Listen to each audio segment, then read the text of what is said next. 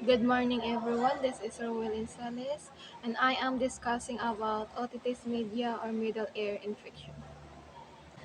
So, what is middle ear infection? A middle ear infection, also known as a otitis media, is an infection that occurs in the middle ear, the space behind the eardrum. It's commonly seen in children and can cause symptoms like earache, fever, fluid drainage from the ear, and temporary hearing loss. Usually, kanang maligo gani ang bata tapos nasudlan niyang dongga ng tubig mao na maka-cause pod na og middle ear infection. Infection often result from bacteria or viruses that travel from the throat to the middle ear to the eustachian tube, which connects the middle ear to the back of the throat. Treatment may include antibiotics, pain relievers, and sometimes surgical intervention. If you suspect a middle ear infection, it's the best to consult a medical professional for proper diagnosis and treatment. This infection can cause sudden loss of hearing, but this infection is mohil ra siya og iyang kagalingan, mohil lang siya on its own. So what is the cause of this infection? So um, is usually caused by the bacteria or viruses that enter the middle ear. Common causes include colds, allergies, sinus infection, and respiratory infection. Example ani is katong pag umangkon nako nga if siponon siya, moagi jud ang iyang sipon sa diri sa iyang dunggan. In children, the eustachian tubes, which connect the middle ear to the back of the throat, are shorter and more horizontal, making it easier for germs to enter. This can lead to fluid buildup and infection. In some cases, environmental factors like exposure to tobacco, smoke, or poor air quality can also contribute to the development of otitis media. Middle ear infection risk factors. It can have several risk factors. Some common ones include age. Children, especially those between 6 months and 2 years of age, are more prone to middle ear infection due to their developing immune system and the anatomy of their eustachian tubes. Um, then exposure to infections. Frequent exposure to colds, upper respiratory infections, and other illness can increase the likelihood of middle ear infection. Then daycare of school attendance. Children in daycare or school settings are often in close contact with others, which can increase their exposure to germs and infection. Then, sa kanang bottle feeding, babies are bottle feed while lying down may have a higher risk due to the position, which can allow fluids to flow into the eustachian tubes. Kanang mag-feed gani ka og baby onya kanang wala na tarong pagkuan sa baba ng bata mao nang if kanang nipple niya kuan sa iyang dalunggan na mutulo dayon dito ang kanang milk maka-cause gyapon siya og middle ear infection. Then passive smoking. Exposure to tobacco smoke can irritate and inflame the eustachian tube, increasing the risk of infection. Then family history. Familial history of ear infection can make an individual more susceptible. Then allergies. Yes, allergies reaction can lead to inflammation in the nasal passage and eustachian tubes, making infection more likely. Then seasonal factors. Middle ear infection are more common during colder months when respiratory infections are prevalent. Then breastfeeding. Breastfed infants tend to have a lower risk of middle ear infection due to the antibodies and immunity passed on from the mother.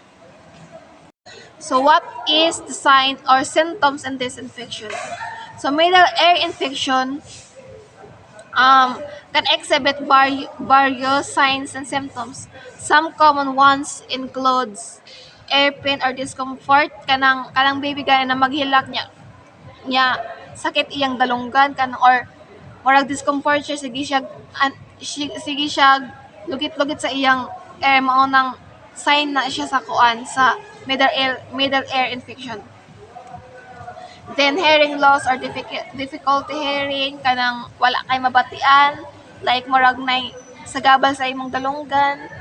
Then fluid drainage from the air kanang murag liquid gani na more feeling nimo na muawas gani sa bata or kanang muawas sa imuha mo na.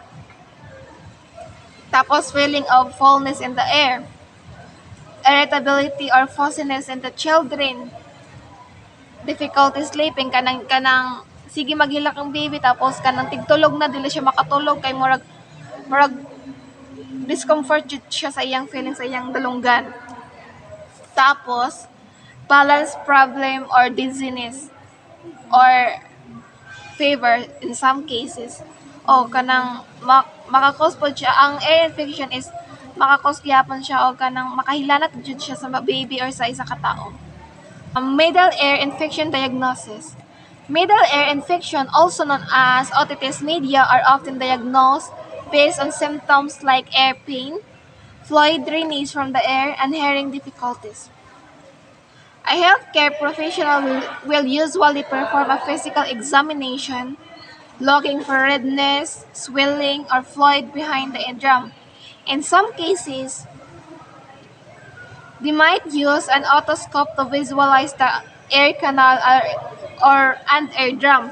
If necessary, they might recommend further tests such as tympanometry to measure middle ear function. Middle ear infection are commonly treated with a combination of medical and supportive measures.